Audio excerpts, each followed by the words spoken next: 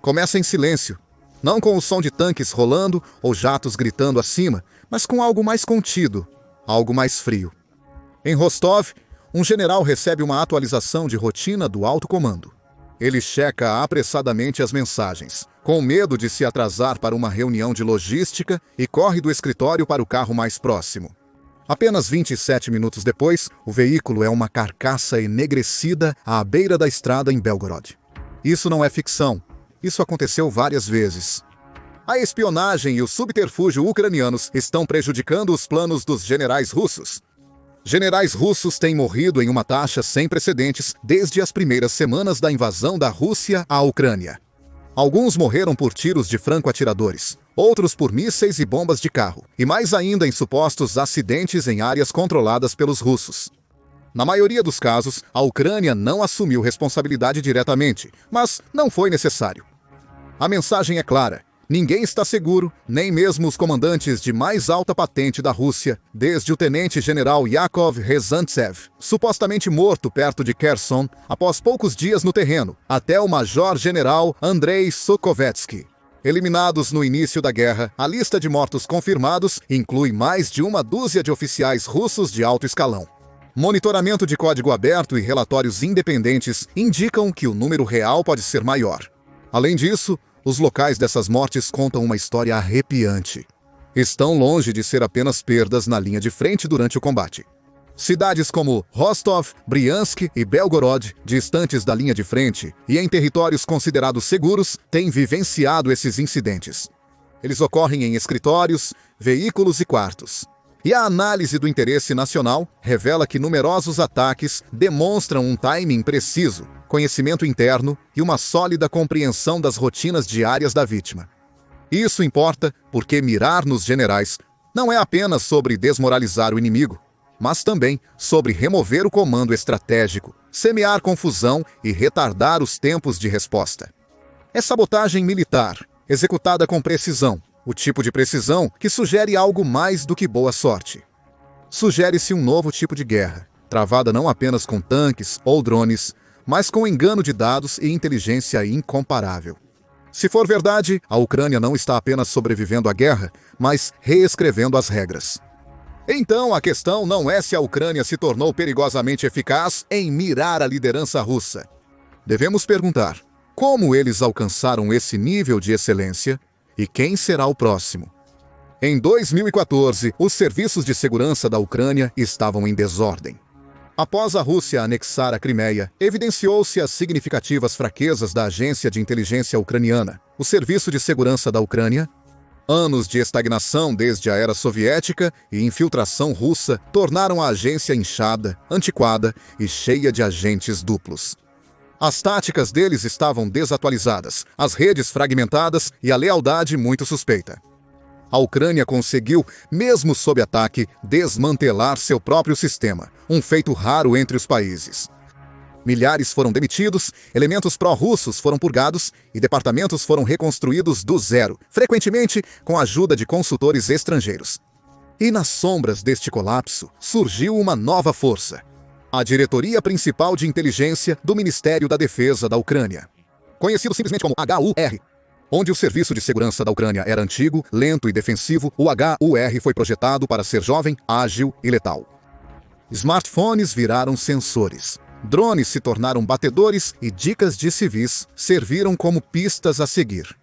É a integração de inteligência de alta tecnologia, vigilância e reconhecimento, inteligência, vigilância e reconhecimento com inteligência humana de base que permite à Ucrânia se mover rapidamente e atacar cirurgicamente. Mas o hardware é só metade da história. O coração da operação é sua flexibilidade. A inteligência ucraniana não opera no tradicional estilo soviético de cima para baixo. Opera como um enxame, dezenas de células semi-autônomas incrustadas em cidades da linha de frente, atrás das linhas inimigas e, alguns dizem, dentro da própria Rússia. Eles trabalham com dados em tempo real, agindo em minutos, e não estão sozinhos nisso. O apoio ocidental está constantemente disponível, embora muitas vezes seja não oficial. Os Estados Unidos da América facilitam o acesso via satélite através da Agência Nacional de Inteligência Geoespacial, fornecendo imagens comerciais em tempo real. O Government Communications Headquarters britânico compartilha interceptações diretamente com analistas ucranianos. Além disso, países menores da OTAN, como Estônia e Lituânia, contribuem com forense cibernética, treinamento e reconhecimento. No entanto, é a Ucrânia que realiza os ataques, nunca as forças dos Estados Unidos da América ou da OTAN. Isso é uma linha vermelha que o Ocidente deixou clara. A Ucrânia usa os dados para mapear o padrão, confirmar a zona de abate e então envia o drone, atirador ou carro-bomba. O efeito é devastador. Os generais russos estão sendo caçados por um organismo híbrido de inteligência, não por um ator desonesto ou assassino solitário. Uma parte sobrevivente soviética, uma parte criação da OTAN e totalmente ucraniana na execução. No passado, guerras eram vencidas com tanques e trincheiras. Hoje, podem ser ganhas com planilhas e satélites.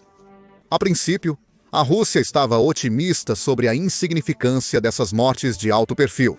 Mas eles estão rapidamente se cansando de subestimar o renovado foco da Ucrânia na espionagem. Cada ataque carrega uma assinatura distinta, não por explosivos ou calibre, mas pela coreografia, uma transição geral de um ponto a outro. Seu comboio muda de direção repentinamente, sem documentação pública ou anúncio oficial da modificação. Contudo, um drone já está presente, preparado e pronto. Isso não é sorte, mas inteligência. O major-general Andrei Sukovetsky era o comandante adjunto do 41º Exército de Armas Combinadas. Um paraquedista experiente e veterano das campanhas russas na Síria e na Chechênia, ele era considerado uma figura promissora, disciplinada, admirada e implacavelmente eficiente. Abatido por um franco atirador nos primeiros dias da invasão durante operações perto do aeroporto de Hostomel, sua morte chocou a Rússia. A Ucrânia não só atingiu um general, mas o fez com precisão cirúrgica. Durante uma operação teatral, a Rússia assumiu, a média distância, que detinha o controle. O tenente-general Yakov Razantsev, conhecido como General de 2 dias, disse a seus homens em Kherson que a Ucrânia colapsaria em 48 horas. Na mesma semana, ele estava morto, supostamente por um ataque de artilharia baseado em comunicações interceptadas e triangulação de drones. Depois das primeiras mortes, o ritmo acelerou. Em Bryansk, um oficial sênior de logística morreu quando seu carro explodiu ao deixar um complexo governamental. A mídia local russa inicialmente culpou a sabotagem pelo incidente. A Ucrânia nunca assumiu a responsabilidade, mas não precisava fazê-lo. Em Rostov-on-Don, explosões devastaram um prédio usado por oficiais russos, conhecido Centro de Comando para Operações no Leste da Ucrânia. Um coronel foi morto em uma explosão minutos após um veículo sem marca entrar no estacionamento, segundo o Astra Telegram. Em Luhansk, 2 conselheiros militares separatistas de alta patente foram mortos em incidentes distintos. As gravações de vigilância foram rapidamente apagadas. Mídia local alega violência de gangues. Kiev silenciosa. E temos a Crimeia. Em 2023, a Ucrânia começou a mirar no pessoal sênior da Marinha Russa estacionado em Sevastopol. Um ataque de drone destruiu a sede da frota. Oficiais russos minimizaram os danos até circularem imagens de ambulâncias saindo do local e fotos de satélite revelarem o prédio destruído. Alguns dos mortos eram oficiais de médio escalão, outros desapareceram. Esses não são ataques aleatórios, mas sim golpes de decapitação, uma doutrina militar que visa remover as capacidades de comando e controle do inimigo.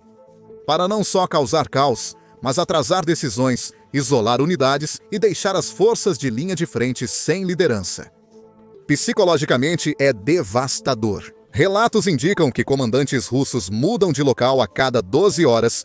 Eles usam telefones descartáveis e alguns até evitam comunicações básicas por rádio. Os briefings ocorrem subterrâneos e os generais se deslocam sem insígnias, com medo constante de serem observados ou se tornarem alvos. Em suma, a liderança da Rússia não está apenas sob ameaça, está sob cerco.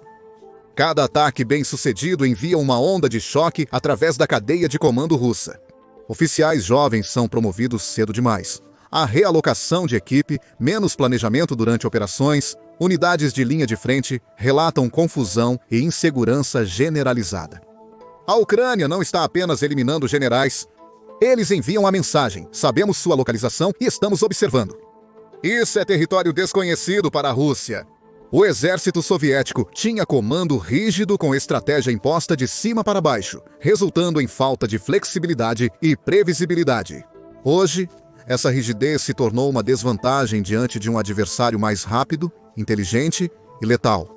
Um que destrói um exército não com tanques, mas com um drone e um nome. Não se pode guerrear sem saber em quem confiar. Dentro do Kremlin, o medo passou de uma mera noção para uma realidade. Com generais mortos e centros de comando comprometidos, a Rússia voltou-se para dentro, não para reforçar seu ataque, mas para se proteger de ameaças invisíveis. Vazamentos e traições são grandes ameaças. O Serviço Federal de Segurança abriu investigações internas sobre suspeitas de vazamento de informações. De acordo com a Medusa, alguns oficiais russos descobriram que suas famílias estão sendo vigiadas, tendo comunicações interceptadas e movimentos restritos pela própria liderança russa, não pela Ucrânia. Isso sinaliza o retorno da paranoia stalinista, reinventada para a era digital. Um departamento do Ministério da Defesa supostamente monitora registros de comunicações. Os oficiais começaram a trocar os cartões, módulo de identificação do assinante, diariamente. As linhas seguras estão frequentemente inoperantes. Relatórios de campo atrasam por medo de exposição. Em alguns casos, as ordens são transmitidas em notas manuscritas entregues por motociclistas, uma tática não vista desde a Segunda Guerra Mundial. A Ucrânia sabe exatamente o que faz ao gerar esse medo. A paranoia é prejudicial. Ela sufoca a iniciativa, deteriora a coesão da unidade e distancia os líderes de suas tropas. A Ucrânia está ciente disso. Cada ataque bem-sucedido é uma vitória tática e uma cunha psicológica. Em 2023, partidários ucranianos em Melitopol, ocupada, começaram a distribuir panfletos, alertando informantes locais. Nós sabemos o seu nome, nós sabemos a sua rotina, nós sabemos a sua família. Dias depois, o chefe da polícia local morreu devido à explosão de um dispositivo improvisado na entrada do seu bloco. O Kremlin descartou isso como terrorismo. Contudo, internamente, os oficiais passaram a pedir mais segurança, carros blindados e até transferência para o exterior. A mensagem teve impacto, atingindo os mais altos níveis. Em setembro de 2023, surgiram rumores de que o ministro da Defesa, Sergei Shoigu, havia perdido a confiança do presidente Putin. A agitação ocorreu após reveses militares russos no sul da Ucrânia e mais ataques de precisão ucranianos em centros de suprimentos russos. Shoigu não foi demitido, mas seu círculo foi reduzido e sua segurança pessoal triplicada, segundo insiders. Então há o silêncio. Diversos comandantes de alta patente da Rússia sumiram totalmente da vista pública. Não houve aparições públicas, declarações oficiais ou anúncios. Em um estado que valoriza visibilidade e hierarquia, desaparecer envia sua própria mensagem. Escondidos ou falecidos, o impacto é o mesmo: confusão. Até movimentos usuais se tornaram perigosos. No início de 2024, um coronel russo teria recusado viajar de comboio por Belgorod após saber que 3 rotas foram comprometidas. Em vez disso, ele optou por um helicóptero, que foi abatido. Isso pode ter sido coincidência ou não.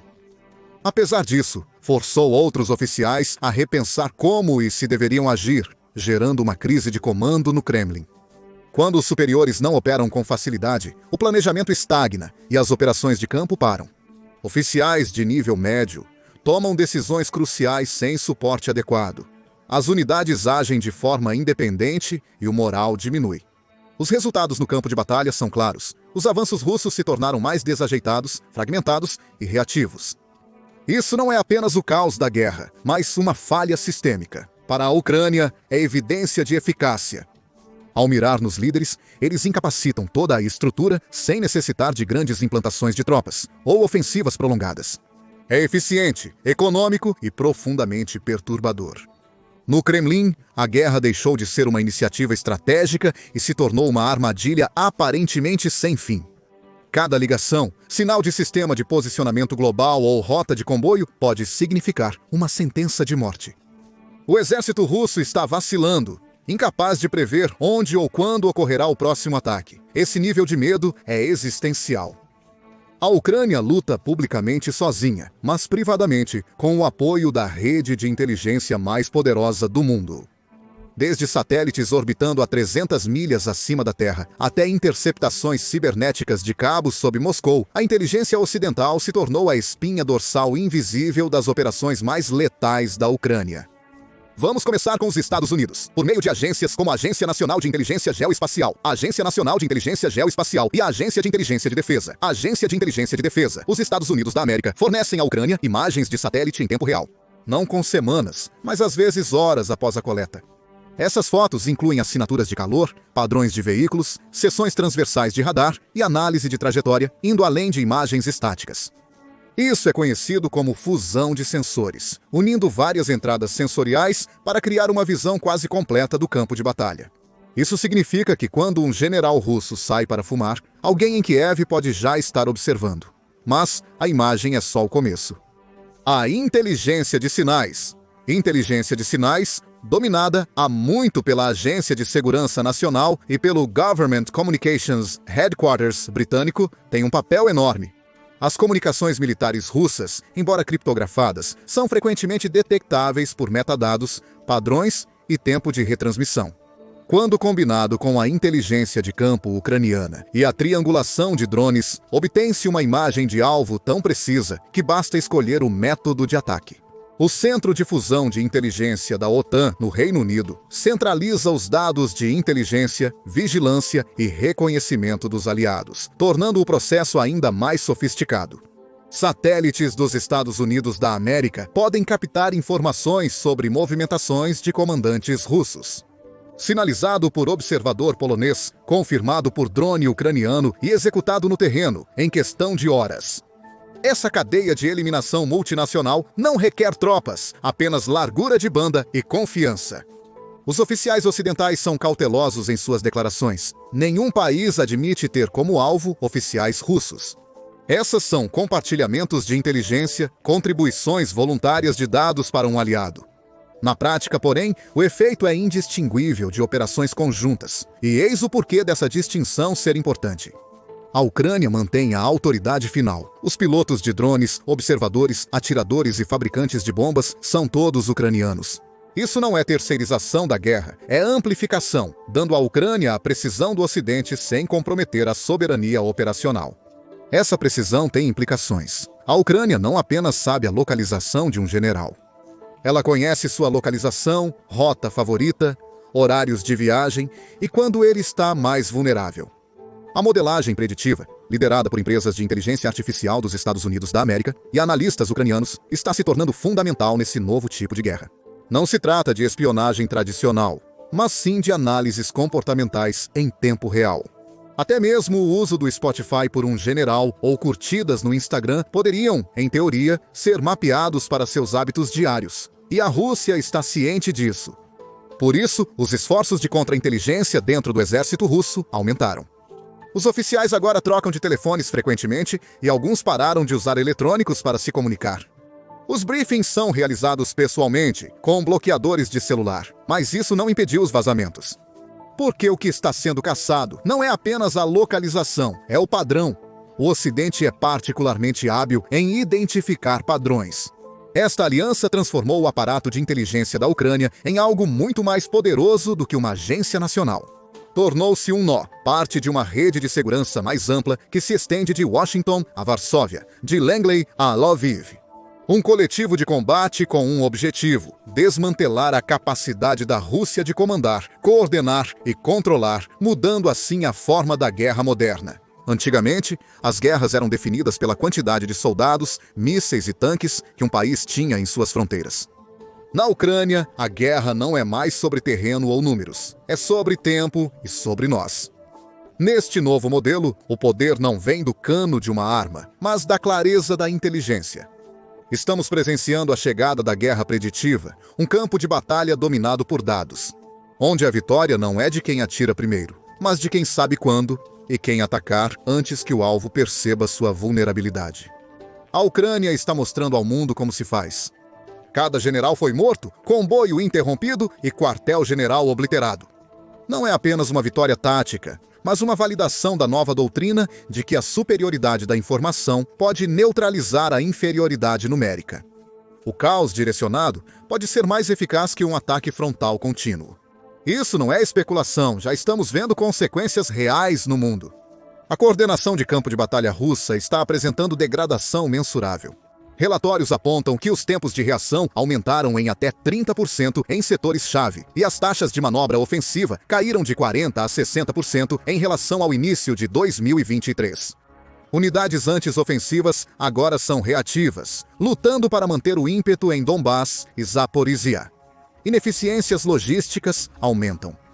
Imagens de satélite e comunicações interceptadas revelam atrasos de 24 a 72 horas no reabastecimento de munição e combustível em vários grupos táticos de batalhão. Ao mesmo tempo, a perda de comandantes está tendo um impacto significativo. A perda ou incapacitação de, no mínimo, 10 oficiais superiores nos últimos 2 meses gerou lacunas contínuas na liderança do campo de batalha, com algumas unidades operando sem diretrizes claras por períodos prolongados. E o impacto não é apenas operacional, é psicológico. Quando os comandantes não conseguem liderar, o moral se desmorona.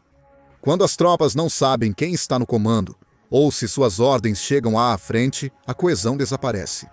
Quando generais morrem misteriosamente em supostas zonas seguras, o conceito de retaguarda desmorona completamente. Na guerra moderna, a percepção é tão crucial quanto o poder de fogo, e a Ucrânia a manipulou com precisão assustadora. A máquina de inteligência deles não apenas rastreia alvos, mas também corrói a confiança, semeia confusão e sequestra o controle do inimigo. Essa não é uma guerra tradicional, mas sim uma sabotagem sistemática e metódica da hierarquia, estrutura e ritmo. E tem implicações muito além da Ucrânia. Estrategistas militares em Taiwan, Finlândia, Polônia, Geórgia e nos Estados Bálticos acompanham este conflito atentamente. A Ucrânia criou um modelo para pequenos estados resistirem a maiores através de inteligência descentralizada, não apenas uma tática. Um roteiro de como construir uma cadeia de eliminação sem possuir um único porta-aviões. O futuro da dissuasão está na invisibilidade, acesso e velocidade, não no poder de fogo. Esta é a conclusão para o conflito global. O jogo mudou. A nação com mais tanques não vence automaticamente mais. A nação que age rapidamente nas sombras, interrompendo as estruturas de comando e deixando o inimigo em dúvida, obterá uma vantagem esmagadora. A guerra convencional não está obsoleta. A artilharia e os drones ainda são relevantes. Porém, as batalhas cruciais ocorrem neste momento, em canais criptografados, larguras de banda de sinal, modelos de aprendizado de máquina e padrões comportamentais que prevêem quando um general irá fumar.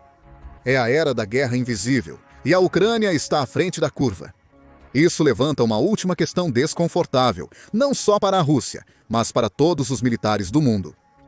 Você está pronto para uma guerra em que a primeira vítima é a própria convicção? A Rússia invadiu a Ucrânia esperando uma vitória rápida, baseada em poder de fogo esmagador, avanços velozes e um inimigo dividido.